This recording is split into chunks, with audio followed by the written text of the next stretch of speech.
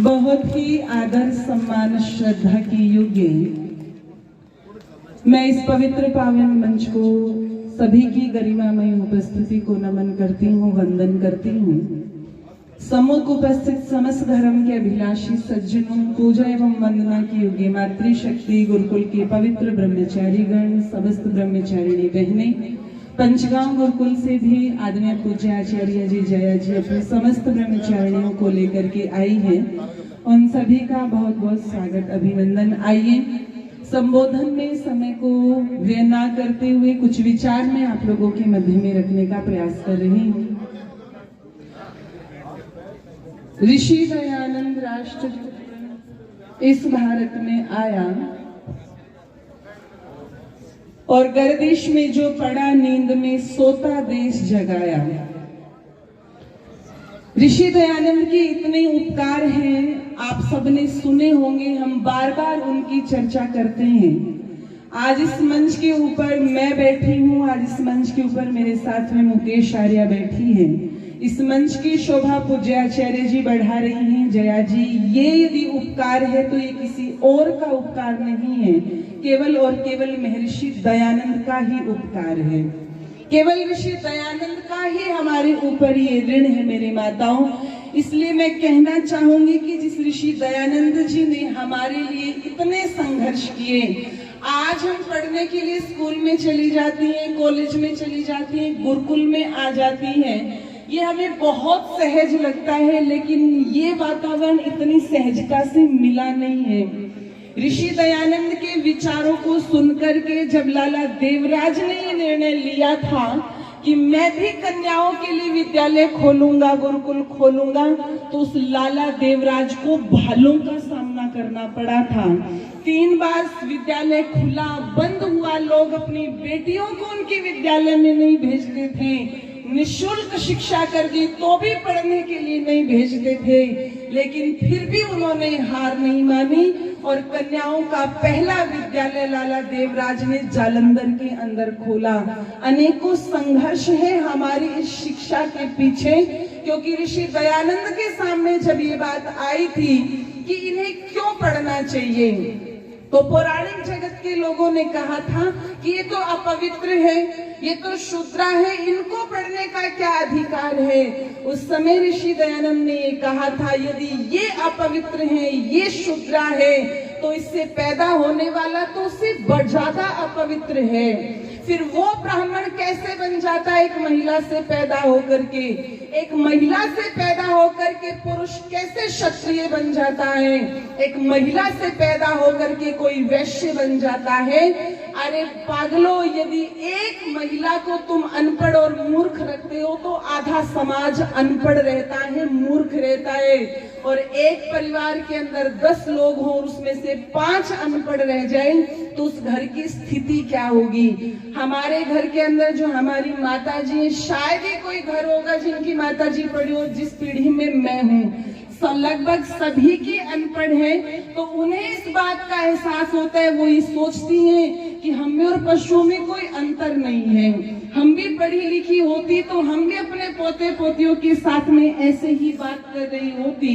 तो विचार करो, यदि हम आधे समाज को अनपढ़ रख देते हैं तो उस समाज की क्या व्यवस्था होगी। उस समय ऋषि दयानंद ने कहा था, एक लड़का अनपढ़ मूर्ख रहता है तो केवल अपने पिता के कुल का नाश करता है, लेकिन यदि एक लड़की अनपढ़ और मूर्ख रहती है तो केवल अपने पिता के कुल का नहीं, अपने पिता के कुल का, अपने पति के कुल का और अपने संतान का भी वो निर्माण कर नहीं पाती है और एक पूरी व्यवस्था बन जाती है। ना जाने कितनी पीढ़ियां उससे व्यथित होती हैं। इसलिए निवेदन कर दूं मेरी बहनों, ऋषि दयानंद का बहुत बड़ा संघर्ष है हमें ये सम्मान दिलाने में, और मैं पूज्य आचार्य जी की उस बात का समर्थन करती हूँ। ऋषि दयानंद ने में वो अधिकार तो दिलाया, लेकिन हमने उस अधिकार का कितना सदुपयोग किया है, आप विचार करना, चिंतन करना।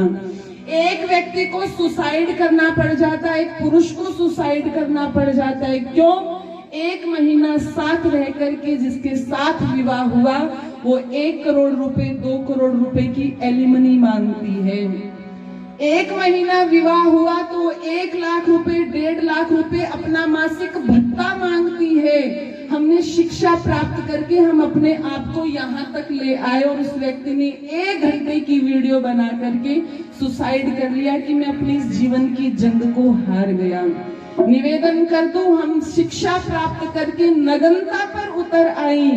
महाभारत के उस उदाहरण को याद करना, जब दुशासन खींच करके लाया था भरी सभा के अंदर द्रौपदी को, और वो साड़ी तो खींची भी नहीं थी जो फिल्म इंडस्ट्री वाले दिखाती है। उस एक वस्त्रा द्रौपदी को घसीट करके लाया था और उस समय द्रौपदी ने अपने बालों को खोल करके ये संकल्प लिया था कि ये बाल तभी बंधेंगे जब दुशासन और दुर्योधन का रक्त मेरे इन बालों पर लग जाएगा।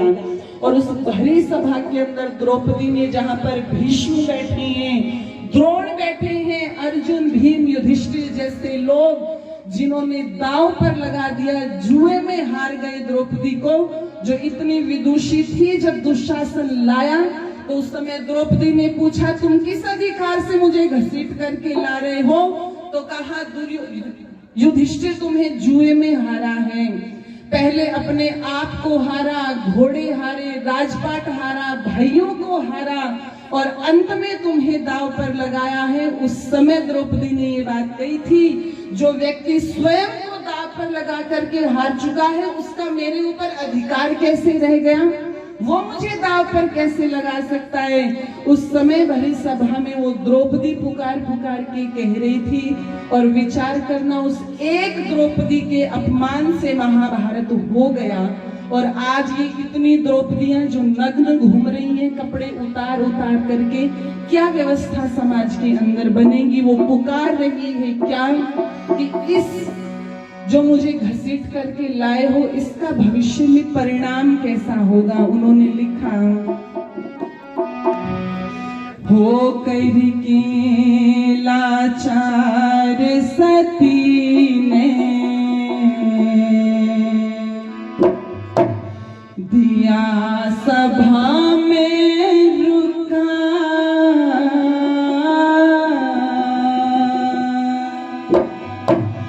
कर देगा बर्बाद देश में दुशासन तेरा मुक्का, कर देगा बर्बाद देश में दुशासन तेरा मुक्का। हो करके लाचार सती ने दिया सभा में रुका, कर देगा बर्बाद देश में दुशासन तेरा मुक्का, कर देगा बर्बाद देश में दुशासन तेरा मुक्का। इस मुक्के के कारण ही यहाँ खून की नदी बहेगी, बहन बेटियां मेरे देश में सधवा नहीं रहेगी, बहन बेटियां मेरे देश में सधवा नहीं रहेगी। राज विदेशी होगा आर्य जाति कष्ट सहेगी, सारी दुनिया दुर्योधन ने बेहद बुरा कहेगी, सारी दुनिया दुर्योधन ने बेहद बुरा कहेगी। बिन रोटी के एक रोज रे, बिन रोटी के एक रोज हमारा देश मरेगा भूखा, कर देगा बर्बाद देश में दुशासन तेरा मुक्का, कर देगा बर्बाद देश में दुशासन तेरा मुक्का। और कहती है कि जिनको सब दादा दादा कहते थे, भीष्म, जिन्होंने इतनी भीषण प्रतिज्ञा ली कि जहां पर पुत्र का विवाह होना चाहिए था पिता का विवाह करा दिया और मैं आजीवन ब्रह्मचारी रहूंगा। मुझे आशा थी, मुझे आशा थी उस भीम की गदा से, जिसकी गदा का नाम सुनकर के लोग डर जाया करते थे, कांप जाते थे। आज वो भी गर्दन झुका करके बैठे हैं। लिखा, फकत मुझे उम्मीद यहाँ थी दादा भीषम भीम की, सारी दुनिया जाने से थी कैसी अदा रे भीम की। पास लगाए बैठी थी रे मैं तो सदा भीम की, टूट गई और फैल हो गई आज वो गदर भीम की, टूट गई और फैल हो गई आज वो गदर भीम की।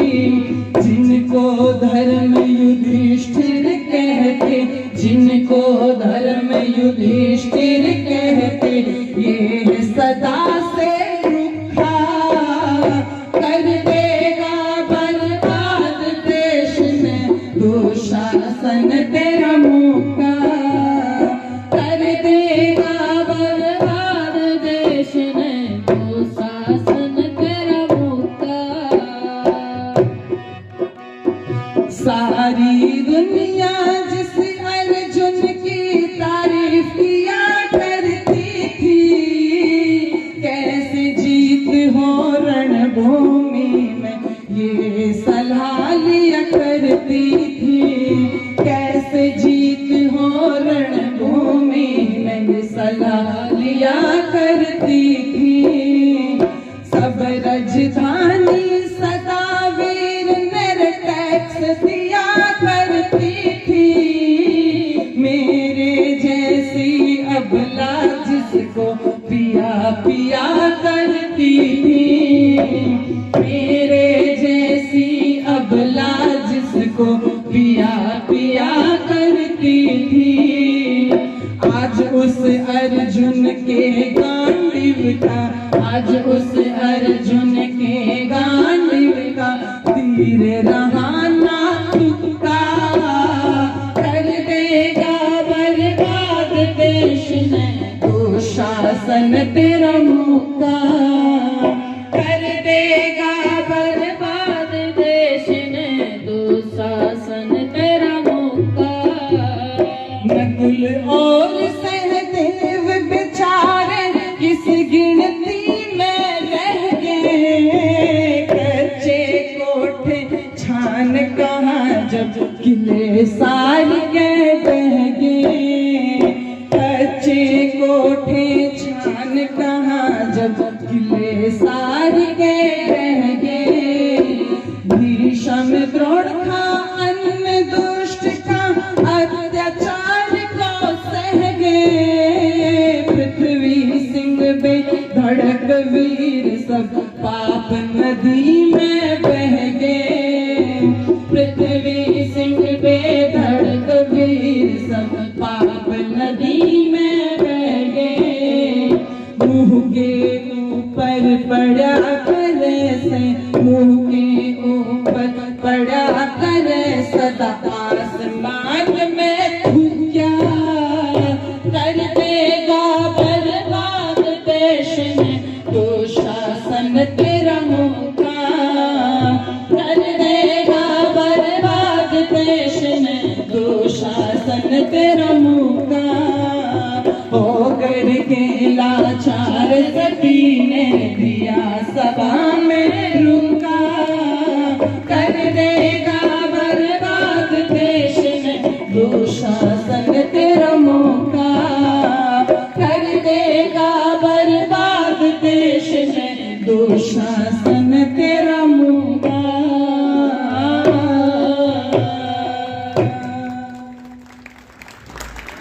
आदरणीय श्री जगदीश सिंह जी जो सिरसा से आए हैं, वो राशि देकर के आशीर्वाद दे रहे हैं, और भी आगे जिन्होंने ये राशि देकर के आशीर्वाद प्रदान किया है, सभी का बहुत बहुत धन्यवाद। ये बात द्रौपदी भरी सभा में आदरणीय आर्य जी भी राखी गढ़ी से 100 रुपए की राशि दे रहे हैं, बहुत बहुत धन्यवाद।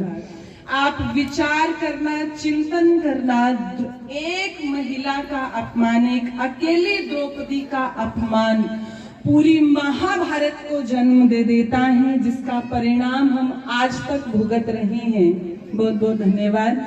और वर्तमान समय के अंदर तो कितनी द्रौपदियां ऐसी हैं जिनका चीरहरण हो भी रहा है और खुद करवा भी रही हैं। इसलिए एक महिला के लिए कहा जाता है कि जो स्थान समाज के अंदर, जो शरीर के अंदर नाड़ी का स्थान होता है ना, वैद्य नाड़ी देख करके बता देता है कि शरीर के अंदर कौन सा रोग है, वही स्थान समाज के अंदर नारी का होता है।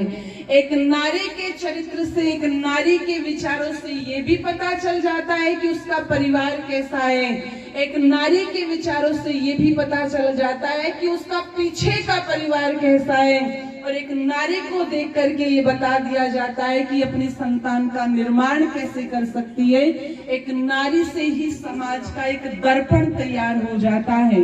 आप विचार करें, चिंतन करें, क्या आज हम वो दर्पण बनी है जो समाज को एक अच्छा दिखा सके, एक अच्छा बना सके? नहीं बना रही है।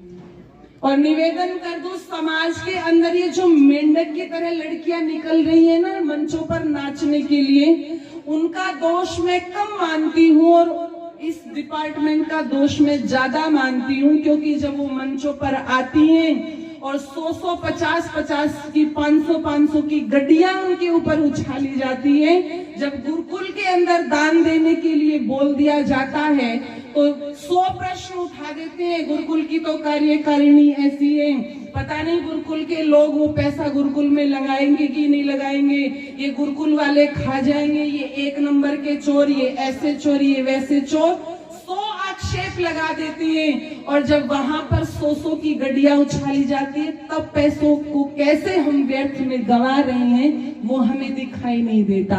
जिस दिन कोई पहली लड़की मंच पर नाचने के लिए आई होगी, यदि कोई भी व्यक्ति खड़ा होकर के ये कह देता, बेटी हम तो मातृवश परदारेशु परदर्वेशु लोष्टवत, हम तो इस संस्कृति को मानने वाले हैं कि यदि उम्र में छोटी है तो बेटी के समान, बराबर की है तो बहन के समान, और बड़ी है तो माँ की दृष्टि से देखो।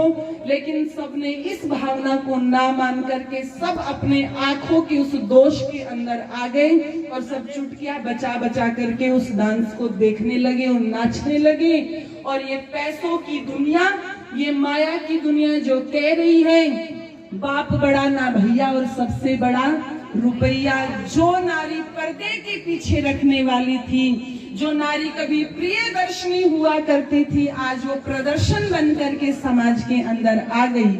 आप विचार करना, चिंतन करना, यदि आधार ही ऐसा बन जाएगा तो फिर समाज कैसा बनेगा? विचार करना, चिंतन करना। ये जो हम हुड़दंगबाजों के ऊपर अपना पैसा लगा रहे हैं, यदि हम ऐसे संस्थाओं को पुष्पित और पल्लवित करते तो आज हमारे बच्चे सेंटा क्लॉज ना बन रहे होते, हमारे बच्चे भी महर्षि दयानंद बन करके आते, स्वामी श्रद्धानंद बन करके आते, वो सेंटा क्लॉज की तरह जोकर ना बनते। ऋषि दयानंद की उस बात को ध्यान रखना जो सत्यार्थ प्रकाश के अंदर लिखते हैं कि देखो, जो व्यक्ति कुपात्र को दान देता है, अपना धन देता है, लेने वाले का नाश बाद में होता है और देने वाले का नाश पहले होता है। जब महाराणा प्रताप के सामने भामाशाह ने अपने दरवाजे खोले थे तो कहते हैं कोई भामाशाह सबसे बड़े लाला जी नहीं थे, उनसे भी बहुत बड़े बड़े सेठ बैठे थे, लेकिन दरवाजे किसने खोले? भामाशाह ने खोले। तो जो उनसे बड़े सेठ थे आज उनके नाम को कोई नहीं जानता, भामाशाह के नाम को जानते हैं, कर्ण के नाम को जानते हैं। क्यों? क्योंकि व्यक्ति जब त्याग करता है ना, होगा बहुत लोगों के पास में धन, एक व्यक्ति बैठा था और दान बोला जा रहा था, और जो भी दान बोल रहा उसी को आगे बुला बुला करके माला पहनाई जा रही। तो पीछे चप्पलों में बैठे व्यक्ति ने सोचा, अच्छा यहाँ पर तो पैसों की पूजा होती है, ऐसे कोई नहीं आगे मंच पर बुलाता। अगले दिन कार्यक्रम में जाकर के उसने भी अपनी 21,000 की पर्ची कटवाई और जब उनका दान बोला गया तो उनको भी बुलाया गया और उनके गले में भी माला पहनाई गई। तो वो व्यक्ति कहता है मैं भी बोलूंगा 2 मिनट। और जब उसको माइक दिया गया तो वो कहता है देखो दुनिया के अंदर ना हमेशा पैसों की पूजा होती है। कल मैं चप्पलों पर बैठा था तो मुझे किसी ने नहीं पूछा, और आज मैंने 21,000 का दान दे दिया तो मेरे गले में माला पहनाई गई। वो व्यक्ति बोला तो मन संचालक ने कहा देखो तुम कल चप्पलों पर बैठे थे और जो पैसे तुमने आज दिए वो पैसे तो कल भी थे तुम्हारे पास में, तुम्हारे बैंक में कल भी थे, लेकिन वो तुम्हारे पास ही थे। जब त्याग तुमने किया तब तुम्हें बुलाया गया, इसलिए तुम्हारे पैसों का सम्मान नहीं है, ये तुम्हारे त्याग का सम्मान है। चप्पलों से उठा करके तुम्हारे गले में माला पहना दी। इसलिए मेरी माताओं ये मत सोचो कि लोग कैसे हैं, हम ये सोचे ये गुरुकुल समाज की व्यवस्था को बनाने वाला है, हम यज्ञीय प्रवृत्ति को मानने वाले हैं। हम अपने जीवन को याज्ञिक बनाएं। केवल अग्निहोत्र ही यज्ञ नहीं होता, दुनिया के अंदर जितने भी परोपकार के काम होते हैं वो यज्ञ कहलाते हैं। एक एक बच्चे को आकर के हम गोद लें, गुरुकुल की इस व्यवस्था को बनाएं कि भोजन की आवश्यकता है, गौशाला में किस चीज की आवश्यकता है। एक जैसे चिड़िया अपनी चोंच में पानी भर करके आग बुझाने का प्रयास करती है, हम भी अपनी चोंच को भर भर करके इस गुरुकुल को पुष्पित और पल्लवित करें। इसलिए लिखा, आइए बस चंद पंक्तियां कह दूं।